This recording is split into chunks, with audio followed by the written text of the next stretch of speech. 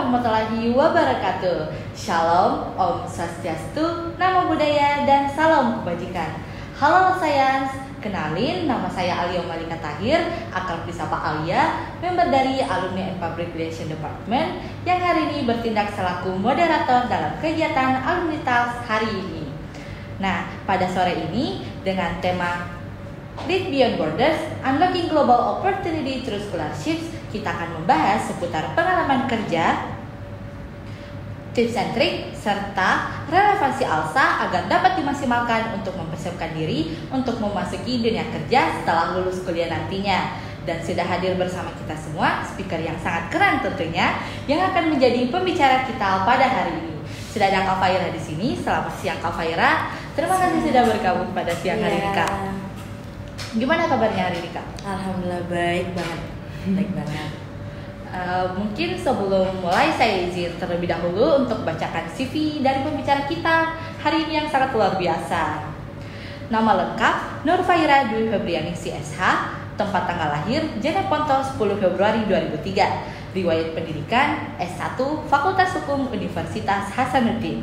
Adapun riwayat organisasi Kak Faira pernah bergabung dalam organisasi yang pertama Staff Alumni and Public Relations Department ALSA LC Unhas. Yang kedua, Direktur Bidang Eksternal dan Bantuan Hukum Law and Society Studies Institute FHUH. Yang ketiga, Ketua Departemen Kemitraan Law and Society Studies Institute FHUH. Adapun prestasi dari Kak Faira yaitu yang pertama, awardee beasiswa Lembaga Penjamin Simpanan. Yang kedua, lolos pada pendanaan program kreativitas mahasiswa. Yang ketiga, lolos pada pendanaan mahasiswa Unhas Berkarya. Yang keempat, lolos pada pendanaan mahasiswa wirausaha. Yang kelima, finalis LPDP Competition. Yang keenam, juara 3 Andalas Legal English. Yang ketujuh, juara 3 National Moot Court Competition Bulang Sumur 5. Dan masih banyak lagi prestasi yang diraih oleh Kak Faira yang belum sempat saya sebutkan satu persatu. Nah, itulah tadi sedikit perkenalan dan CV dan speaker kita pada kali ini. Wah, sangat keren ya Sayans. Baik, kita akan langsung memulai sesi bincang santai kita siang hari ini. Kita mulai dengan pertanyaan pertama ya Kak. Oke. Kak, bisa diceritakan bagaimana awal perjalanan Kakak sehingga memutuskan untuk mencoba beasiswa? Apa yang menjadi motivasi terbesar Kakak pada saat itu Kak? Oke, tentu aja pertama-tama saya sharing dikit nih ya. Nah, untuk beasiswa sendiri sebenarnya karena saya mencari untuk tentu aja pengalaman. Dengan kita tentu aja mengikuti beasiswa, saya lihat kakak-kakak ikut beasiswa, saya lihat bahwasanya beasiswa tuh bukan cuma mendapatkan bantuan dana, tapi juga ada beberapa materi-materi yang diberikan dan juga peningkatan skill. Nah, oleh karena itu saya juga mencoba untuk meng-apply beasiswa tersebut. Nah, pertama-tama tentu aja nggak langsung tiba-tiba dapat beasiswa ya,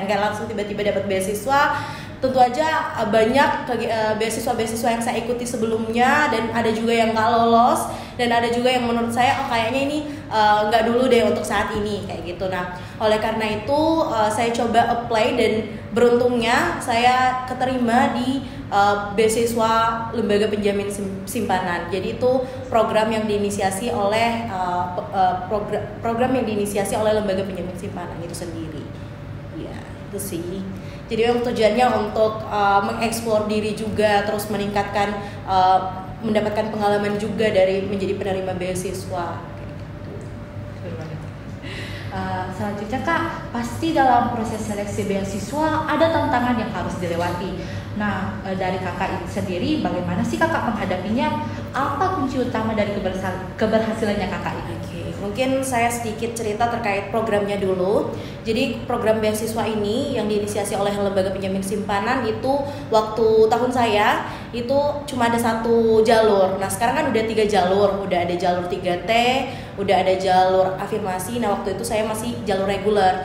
Jalur reguler itu seperti apa? Itu kita berdasarkan prestasi dan juga berdasarkan nilai TOEFL. Nah, dari situ sebenarnya tantangannya dalam hal beasiswa itu sebenarnya terkait dengan motivation letter sih sebenarnya. Motivation letter kan sebenarnya kalau untuk syarat-syaratnya kan yang penting kita udah penuhi, kita fokus terkait dengan syarat-syaratnya apa, memenuhi syarat itu.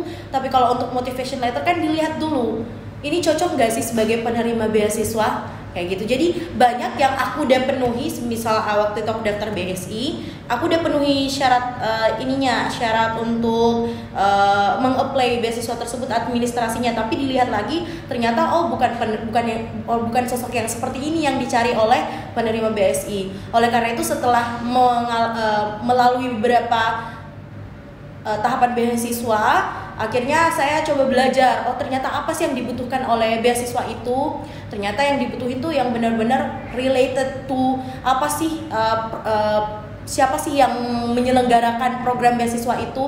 Akhirnya saya coba untuk memperbaiki motivation letternya dan menyelaraskan kira-kira apa yang dibutuhin oleh LPS itu sendiri, sosok yang seperti apa yang dibutuhin kayak gitu. Jadi itu sih sebenarnya gitu tantangannya di situ ya. Selanjutnya Kak, Kakak dulu aktif berorganisasi di Alsa Ilzi Unhas Kak.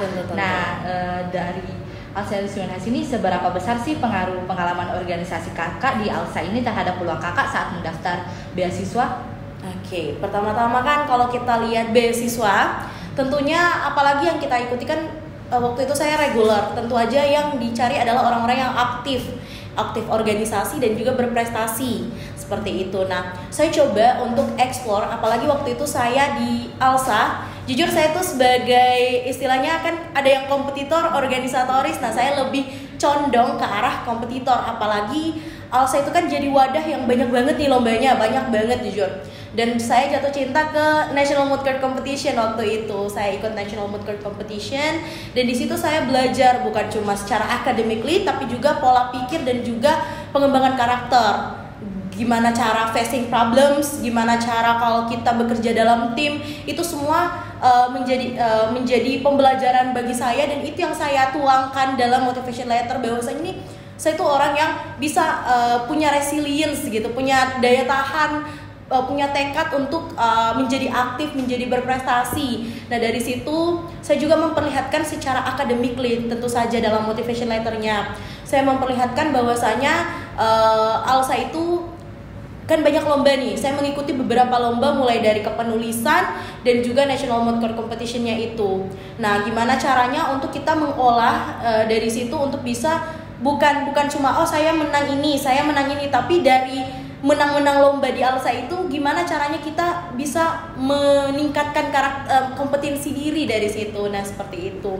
Kemudian dari sisi organisasi, jujur untuk dari sisi organisasi ada banyak tentu saja wadah-wadah dari Alsa. Kan seperti yang saya bilang tadi, kita tuh harus punya English, kapasitas Inggris yang bagus nih, kompetensi Inggris yang bagus. Nah, kalau untuk syarat beasiswa kan biasanya kalau kita ambil prestasi itu minimal TOEFL 500. Nah, minimal TOEFL 500 itu bagi mahasiswa hukum biasanya banyak yang nggak sampai kan.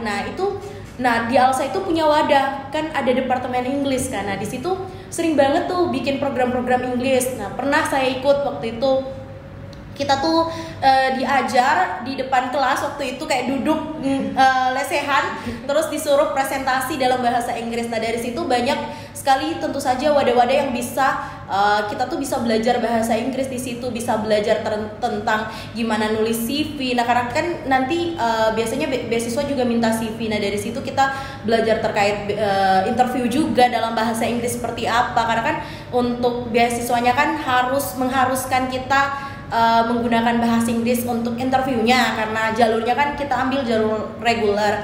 Nah, dari situ kita belajarnya tuh dari Alsa kayak gitu. Kita memanfaatkan hal itu. Sekaligus saya juga waktu itu as a delegates juga dalam lomba-lomba, tentu saja itu feedback yang bisa diberikan. Sekaligus bagaimana caranya kita untuk menyelenggarakan juga untuk kegiatan-kegiatannya. Nah, itu yang saya tuangkan semua ke CV dan moodlet saya, yang dimana itu tentu aja menarik bagi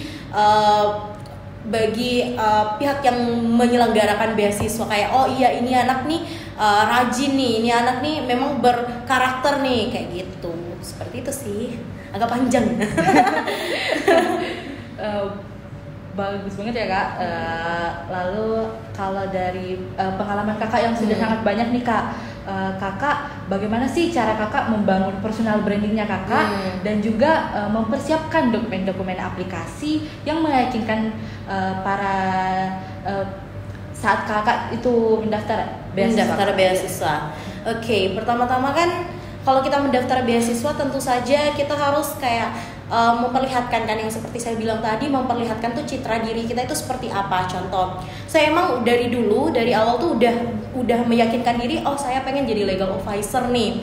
Nah, saya ambil perdata, saya mengikuti lomba-lomba terkait keperdataan yang ALSA emang adakan waktu itu. Contohnya NMCC, saya ikut NMCC Perdata, terus saya ikut legal writing. Terus beberapa juga lomba yang memang dia khusus untuk keperdataan. Nah dari situ saya canangkan memang untuk bagaimana caranya branding diri saya itu saya punya fokus jelas.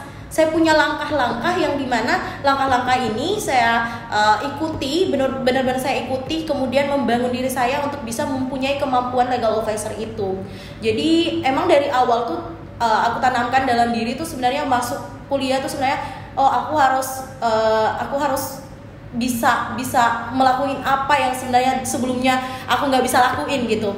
Nah, oleh karena itu waktu masuk kuliah itu pertama kali aku emang langsung benar-benar aku harus jadi MC Inau buat branding diri. Oleh karena itu dari MC Inau pasti banyak panggilan-panggilan nih. Kita punya branding diri. Oh ini anak bisa public speaking nih. Contohnya seperti itu, bisa tampil nih. Dari situ kita udah mulai punya koneksi channeling. Nah dari situ, dari channeling itu tentu saja ALSA kan juga punya nih wadah untuk channeling. Nah dari situ kita gimana caranya channeling itu, kita diikut sertakan dalam perlombaan, ditunjukkan, biasanya ada seleksi. Nah kalau kita sudah punya branding tentu aja langsung oh ya ini anak emang udah punya dasar untuk bisa ikut legal writing semisal, untuk ikut kompetisi-kompetisi ini semisal. Nah dari situ saya mulai untuk jadi dari kecil-kecil dulu, misal dari kecil-kecil lomba-lomba yang misal waktu itu kokur yang ALSA juga adain, itu kokur, kemudian kita mulai untuk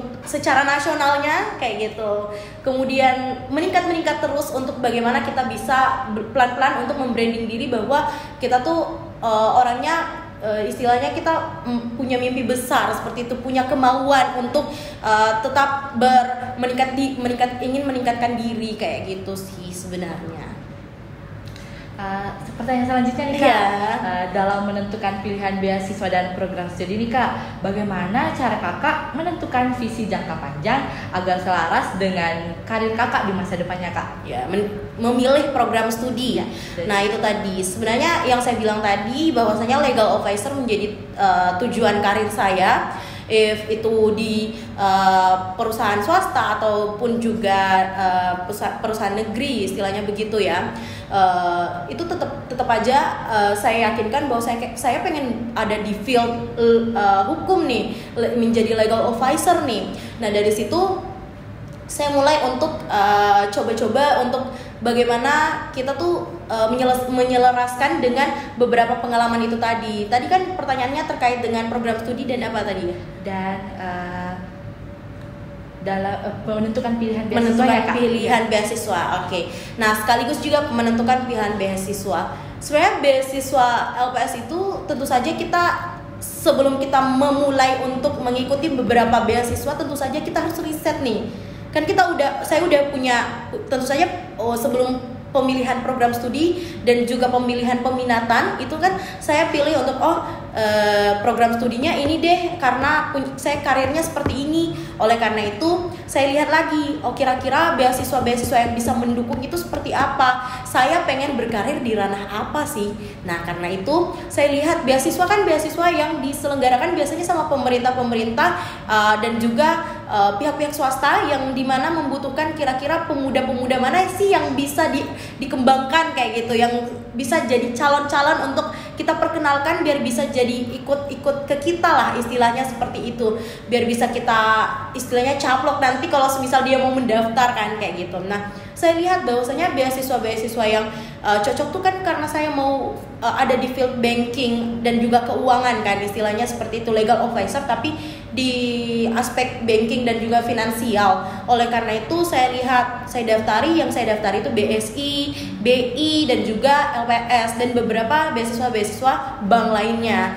Jadi emang karena beasiswa itu bukan cuma memberikan kita kayak istilahnya pelatihan terkait kompetensi diri, biasa kan mereka memperkenalkan juga instansinya seperti apa, sama halnya dengan LPS kemarin. Setelah mempelajari LPS itu seperti apa, saya ikuti dan ketika lolos di sana juga kita diperkenalkan terkait dengan LPS itu lembaga penjamin simpanan. LPS itu merupakan lembaga yang di mana berdiri untuk masyarakat seperti itu, untuk bagaimana menjamin simpanan nasabah masyarakat, menjamin simpanan nasabah di Indonesia. Kemudian kerjaannya tuh seperti ini, tahapan-tahapan masuknya untuk bekerja di LPS tuh seperti ini. Nah kita kan kalau kita daftar beasiswanya dan mendapatkan program yang seperti itu kan kita istilahnya selangkah lebih di depan dibandingkan yang tidak menerima beasiswa itu dan tidak mendapatkan program itu. Oleh karena itu sebenarnya itu yang menjadi tujuan saya sih, maksudnya mengapply beasiswa itu dan menentukan beasiswanya seperti apa. Jadi kalau teman-teman pengen semisal kerja di field apa, kalian coba deh untuk apply di beasiswa di field itu kayak gitu, di lingkungan itu kayak gitu sih. Insightful banget ya Iya. Kak. Let's buat list. Ada pertanyaan terakhir nih Kak. Adakah prinsip hidup atau yang mindset yang selalu Kakak pegang selama proses ini dan mungkin bisa menjadi inspirasi untuk teman-teman Alscience? Oke, teman-teman, sebenarnya prinsip yang saya pegang itu berdasarkan buku yang saya pernah baca sih, by Paulo Coelho, The Alchemist. Itu buku yang benar-benar bikin kehidupan aku yang benar-benar kayak oh ternyata ini semua ada maknanya loh. Jadi dalam bukunya itu bilang bahwa kalau kita punya tujuan, pasti alam semesta akan bersatu padu mewujudkannya seperti itu kalau kita emang yakin atas tujuan itu. Dan ternyata dalam buku itu juga bahwasanya setiap proses itu memang kegagalan itu bukan berarti kita harus stop hidup di situ. Istilahnya kita berkecimpung di situ, tapi dari kegagalan itu sebenarnya ada hal-hal yang indah yang ingin diperlihatkan oleh alam semesta ke kita.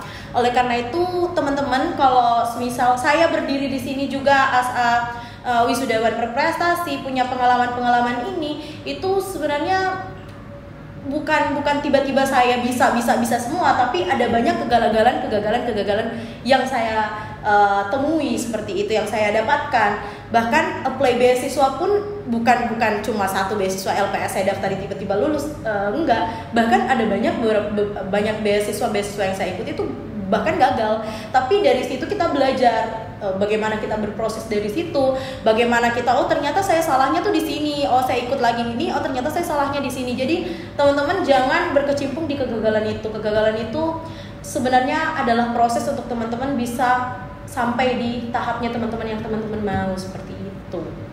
Itu sih. Jadi tetap semangat buat teman-teman Alscience, benar-benar manfaatkan wadah ALSA, karena benar-benar ALSA itu jadi salah satu wadah yang kita bisa explore kemampuan kita di mana, kemauan kita di mana. Kita bisa banyak belajar terkait kalau kita suka organisasi jadi organisatoris, kalau kita suka kompetisi jadi kompetitor, atau bahkan keduanya lebih baik lagi. Seperti itu sih. Baik teman-teman, itulah tadi sesi sharing dengan Kak Faira. Very insightful ya teman-teman. Mungkin dari Kak Faira boleh memberikan closing statementnya sebelum kita menutup alumni Tals kita pada hari ini Kak. Oke, jadi itu tadi mungkin tambahan ya teman-teman. Pokoknya kalau teman-teman mau jadi kalau teman-teman mau daftar beasiswa terus kayak nggak tahu mulai dari mana, bisa follow IG aku aja, FHRHDWI. Bisa reach out aku juga, intinya bisa reach out aku untuk tanya-tanya cara daftar beasiswa seperti apa, atau misal mau daftar intern seperti apa, atau mau pokoknya terkait dengan proses pembelajaran juga bisa banget. Meski kita semua sama-sama masih belajar, tapi saya ingin sharing tentu aja pengalaman-pengalaman yang saya dapatkan, karena selama berkuliah saya juga punya senior-senior yang saya belajar dari situ dan sangat merasa terbantu dari itu. Jadi teman-teman jangan malu untuk reach out kakak-kakaknya, senior-seniornya untuk bertanya terkait dengan bagaimana proses pembelajarannya selama dia berkuliah. Seperti itu. Jadi tetap semangat. Terima kasih atas closing statement yang telah diberikan Kak. Kakak Faira sudah memberikan closing statementnya. Untuk itu, maka berakhir pula kegiatan Alumni Talks pada hari ini. Oke, sekali lagi terima kasih banyak untuk Kak Faira karena telah menyempatkan waktu serta ilmunya dan sharing-sharing bermanfaat yang sangat insightful Kak untuk kita semua dan semoga bisa memotivasi untuk kita ke depannya. Terima kasih juga buat kakak-kakak dan teman-teman yang telah menyempatkan bergabung. Stay safe, healthy, dan sukses selalu untuk Kak Faira. Dan terakhir, terima kasih kepada NutriHub yang telah menyediakan studio sebagai tempat podcast Alumni Talks kita pada hari ini. Mungkin sekian dari Alumni Talks hari ini. Saya Alia selaku moderator, pamit undur diri. Terima kasih. Wassalamualaikum warahmatullahi wabarakatuh. We build, we connect, we keep. Alsa, always be one.